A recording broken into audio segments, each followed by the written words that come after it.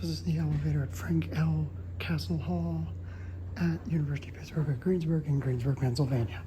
This is a Thyssenkrupp Oildraulic with Signa4 from 2011, but we have Mad BS Classic replacement buttons. It's pretty small for a new build. These are original Signa4, but the floor buttons and the call buttons are VR. Down to 1, here to go down.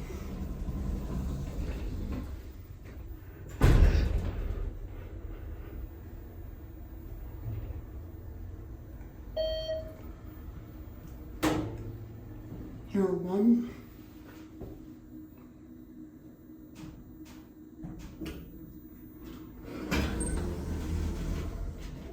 Come back up to 2R.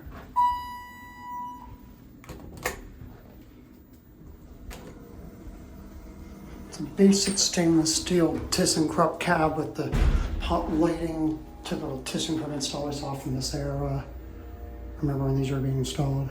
Not this one in particular. It's just 2R on the button, but just 2 on the indicator. Here we're back at 2R or 2, whatever you want to call it. 2,100 pounds. There's no elevator number, but it's elevator 1.